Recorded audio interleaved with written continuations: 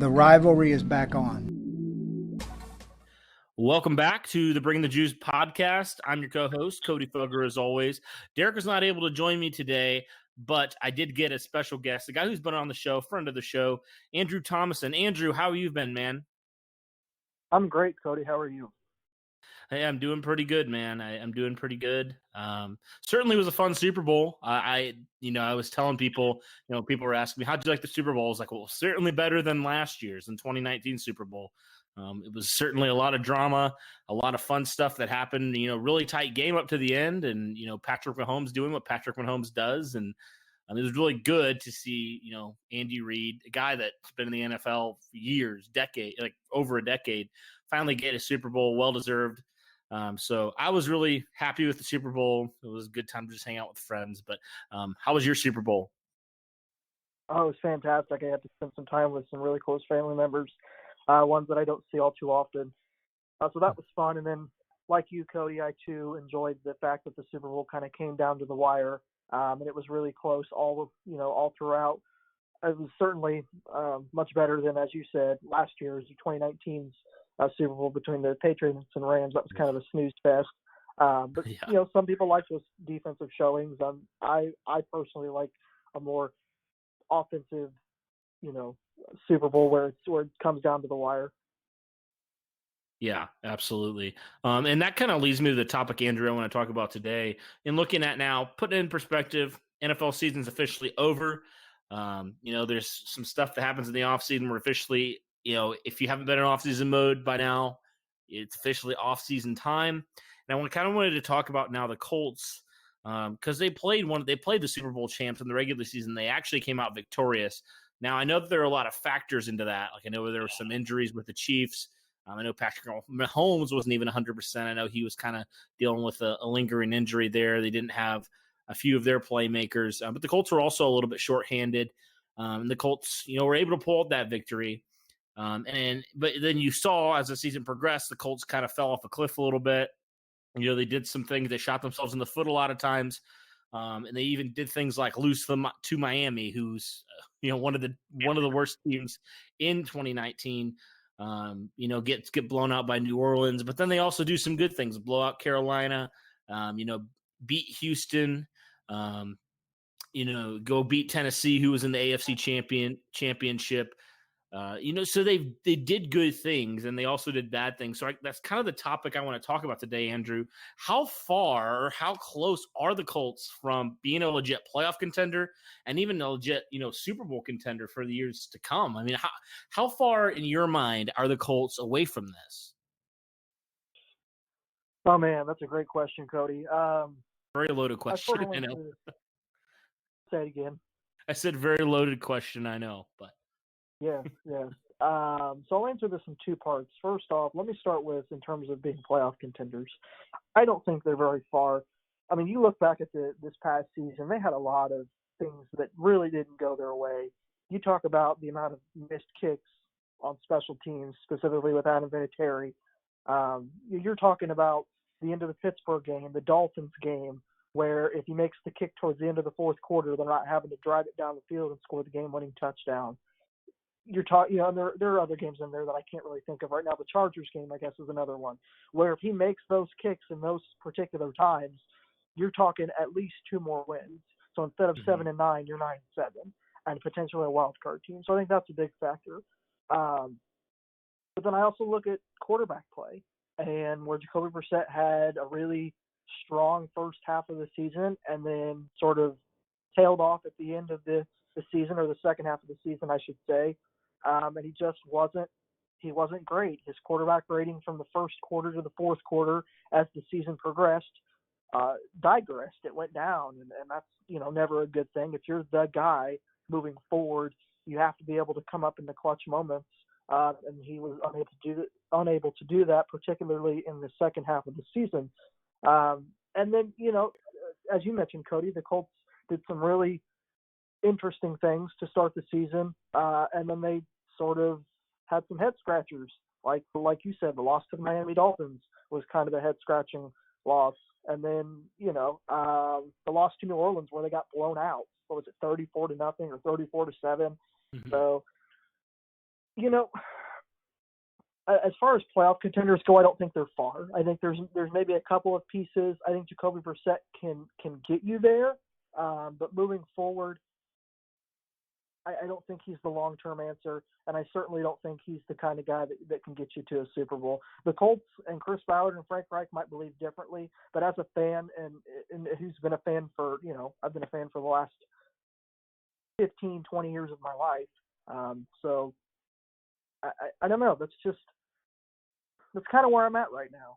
Playoff contenders is more likely. Super Bowl is a bit of a reach, and until I think the Colts find their long-term solution at quarterback, however they think they need to find it, whether it's through free agency or the draft, I don't think we'll be seeing a Super Bowl in Indianapolis anytime soon. Yeah, and you mentioned, Andrew, kind of the quarterback play, but also just the passing game in general, whether that be receivers, tight ends, whatever it is. The passing game obviously was very, very below average, and it shows even in the Colts losses. I mean, I looked at some of their losses. I mean, beyond a few of those outlier games, I mean, 6 of their 9 losses were by single digits.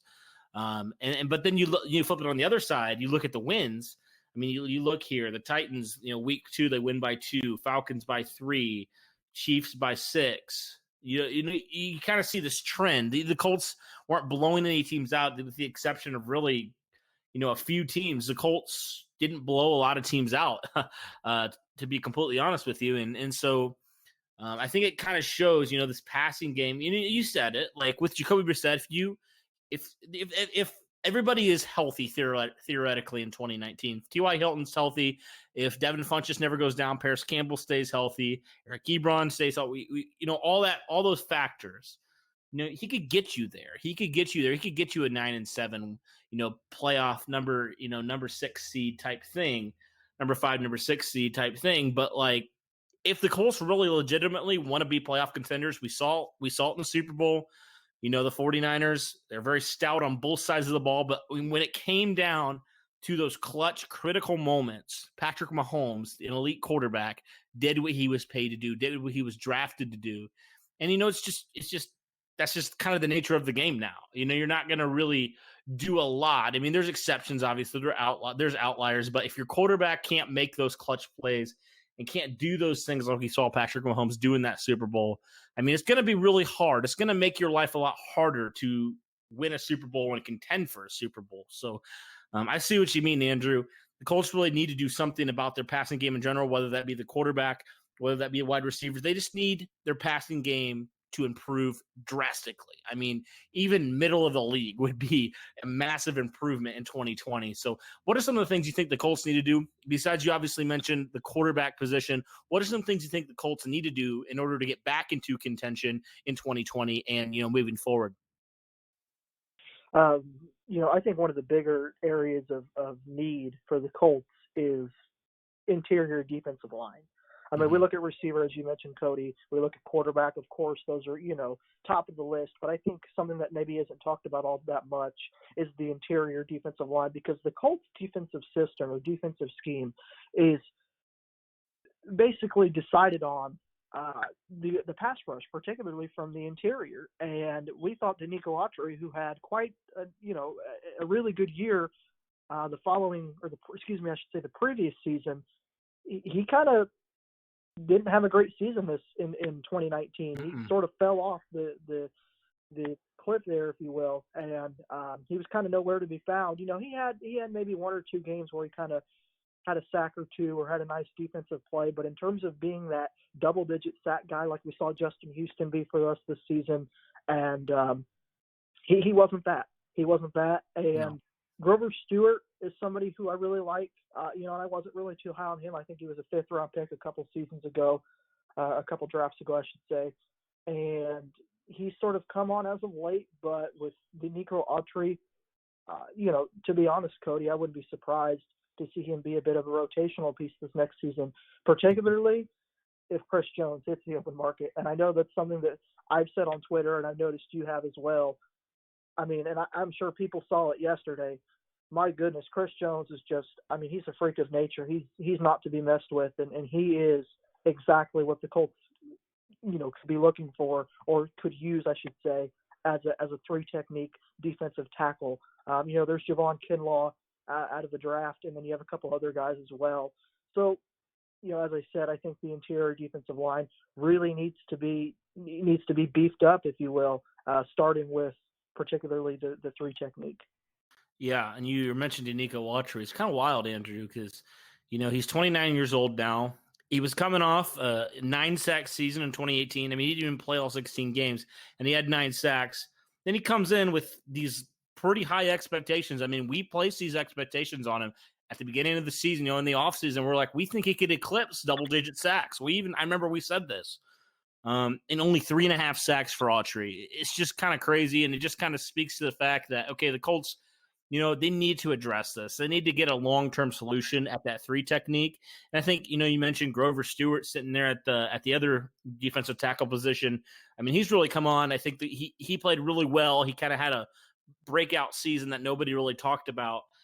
But the facts are the facts, and I've kind of heard, just from, guys who know a lot more about the NFL and a lot more about football than I do, former NFL players, former quarterbacks, who have said, I honestly would rather have to face 2, elite defensive ends, pass rushers on the edge, than face, interior guys. Because in reality, when you have those guys, you can step up into the pocket as a quarterback.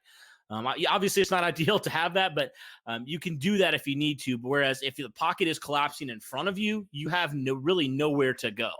And so I think that's what the Colts are lacking. I mean, you mentioned Justin Houston, who gave them double-digit sacks. I mean, since 2016, I mean, he was obviously really, really good, a really good signing by Chris Ballard. But, overall, looking at it, that was where the Colts' Achilles heel was. I mean, ultimately, just that interior pass rush, there really was nothing. You saw Danico Autry took a step back in terms of pass rush. Again, you saw nothing really from Tyquan Lewis, or Marcus Hunt took a step back as well. A lot of those interior guys really just, we had some expectations for them, and they just did not live up to those. So I agree, Andrew. I think it's time for the Colts to address this and really address this via free agency. You mentioned Chris Jones, who I think the Chiefs would be absolutely bonkers to let go. But if they do, in the event that they do, the Colts need to write Chris Jones a blank check. I mean, he's young, mid-20s. He's the type of guy that would fit really well into this defense. I was actually playing Madden yesterday. I had the updated rosters with the Colts, and Chris Jones did the open market, and I was like, if this happens, like, the Colts need to do what I did, give him the money that he wants, man, outpay everybody, because you can do that. The Colts have the second most cap space in the league, and get him, because that would solve so many problems. It would allow you to address other positions of need, which we'll get to in a second. And the Colts just need to do something about the interior defensive line. I mean, they've invested in at defensive end with Kamoko Turry and Ben Banogu in back-to-back drafts in the second round. And I think it's about time that they do something with that 3 technique. I think it's about time they use a high draft pick. If they're not able to land somebody like a Chris Jones, I think they just need to address it one way or the other. They can't afford to just kind of brush it off, kind of sign the Danico Autry type players, late 20 guys. They need to find a guy who is going to be the long-term solution there. Another position of need, you mentioned outside of the quarterback, is the wide receiver position. And I think this is a position that I'm a little bit torn on. And I'm torn on it because, on one hand, I feel like this group didn't really get to show what it could do because of the injury bug that plagued this team in 2019. Obviously with T.Y. Hilton, Paris Campbell, and then Devin Funchess going out with that first game. So the Colts were really without their top 3 receivers for most of the season. But, on the other hand, I think the Colts need to do something again. Funchess is going to be a free agent. And, Paris Campbell, we don't know right now. Zach Pascal showed you some things, but I think you still could upgrade. And then the Colts should upgrade. What do you think? What are your thoughts before I kind of get into this on what the Colts should do at wide receiver and maybe even tight end as well, just with some of these positions on offense? Yeah, it's funny, Cody, you mentioned tight end, and that's kind of where my mind goes first before I think receiver, because as you mentioned, this group that they had last season didn't really have a chance to show what they were capable of because of the injuries. And a name that comes to mind as far as tight ends that are going to hit the open market is Hunter Henry. And I mean, he is an explosive playmaking tight end, and he would, if the Colts were able to somehow miraculously, should the Chargers would be bonkers enough, to use your words, Cody, to let Hunter Henry walk out the door, if the Colts were lucky enough to land him, Frank Reich would, I mean, he would just have a field day putting him in that Colts offense, because Eric Ebron, we know, was not going to be back. Chris Ballard has stated that numerous times. And then Jack Doyle, who they inked to a 3-year deal within the last couple of weeks, is a solid pass-catching tight end, but is more used in the running game. So the Colts need to seriously take a look at finding another explosive tight end. And I think, as I mentioned, if Hunter Henry is to hit the open market come March, he could certainly potentially be that big-time pass-catching tight end that the Colts should need to find. Yeah, and I know there's another guy, Austin Hooper. I don't know if he'll hit the open market either. He's an Atlanta tight end. He really had a breakout season. Still a young guy. So, yeah, one of those guys I think could potentially be good. Hunter Henry, you mentioned, could be, if the Chargers, for some reason, don't re-sign him. I mean, he's 25 years old. He fits the mold for what Chris Ballard needs. He's just coming into his prime. He's coming off a pretty solid season, 652 yards, 55 catches, 5 touchdowns. That could really be something, and then again, I don't know if Frank Reich was there when Hunter Henry was drafted, but I mean, that could be potentially another Frank Reich connection. Don't quote me on that. I could look stupid, and he could have been drafted afterwards, but there's obviously that connection with Reich and the Chargers. But Hunter Henry, potentially could be a really good one. At wide receiver, though, I know this is a historically really good draft, at least from what I've heard early about this draft for wide receivers. What have you heard, and what do you think the Colts could do at wide receiver in the draft, and even in free agency? I mean, because there's potentially a few guys that the Colts go after. Amari Cooper comes to mind, and there's some others.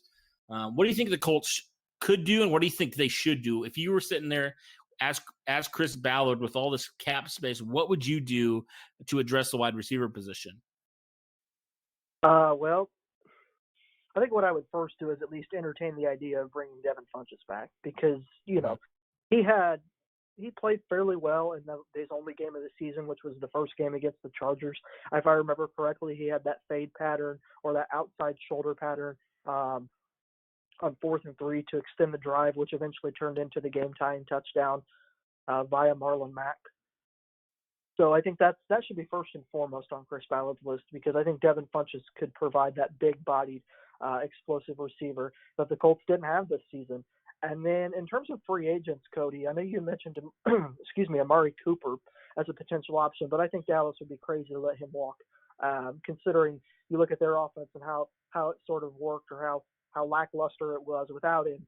So I think he'll end up staying in Dallas. But another free agent receiver I think we should keep our eye on is Robbie Anderson of the Jets. And what I liked about Anderson so much is he's like Devin Funchess, but way faster. And so you have a guy that's 6'3", and I think he ran like a 4.3, 4.4 40 time in his combine. I mean he can flat out fly, and I think he's a better route runner than Funchess. So for whatever reason, if Ballard chooses not to bring Funchess back, Robbie Anderson could potentially be a replacement. That's another interesting name. And then as far as the draft goes, Cody, I would be genuinely shocked, honestly, if the Colts took a receiver at 13th. Overall, that's not really Chris Ballard's MO. He's more, big time playmakers, whether it's quarterback, defensive line, offensive line. I'd be shocked just because of how deep this draft class is at receiver. But a name that comes to mind for maybe in the second round is Justin Jefferson, I believe is his name, from LSU. I mean, I really like him a lot. I mean, he's, you think of CeeDee Lamb and Jerry Jeudy and Henry Ruggs, and for whatever reason, whenever I watched LSU, and I didn't watch a ton of LSU this year, but when I did, Justin Jefferson sort of jumped off the screen at me, and who knows, maybe Chris Ballard thinks the same. And so I certainly think he and this Colts staff have a lot of options to look at going forward. Yeah, absolutely. And going back to Robbie Anderson, I just looked up his 40-yard dash time. This was at his pro day. He went to Temple at his pro day at Temple, 4.36. So he's got some speed on him, and he's also big. And that kind of fits the mold for what Chris Ballard will look for at wide receiver. So yeah, I mean that's kind of what I just wanted to talk about. Just kind of looking at the Colts overall, as a team. Obviously now we have the off season, no more football for a while, so we got a little bit. We got a few months here till anything really happens as far as NFL news is related. Knock on wood that nothing happens legally with any Colts players. I mean, it seems like the Colts have this culture where not really anything like that happens, but you never know. The NFL is wild, but here's to hoping that everything goes well there. But yeah, man, I think that in a couple months here, we kind of all get a break from it for a little bit. And then, you have all this stuff coming up. The Senior Bowl just happened a few weeks ago. And now, then you have the Combine in Indianapolis. You have all of this stuff. You have free agency. You have the draft. You have all this awesome stuff. And it's just like my favorite time of year. I tell you what, for whatever reason, the draft has become like my favorite time of the year. It's just like a holiday now for me. And I'm really, really excited because I think now this year I can finally watch the draft. I wasn't able to watch it last year at all. I was doing something for my work for that weekend, those couple of days. So I really was not able to watch it at all. So I'm really excited. How much do you tune into the draft, Andrew? And this is kind of off topic, but I'm kind of wanted to talk a little bit about the draft. I'm a draft nerd because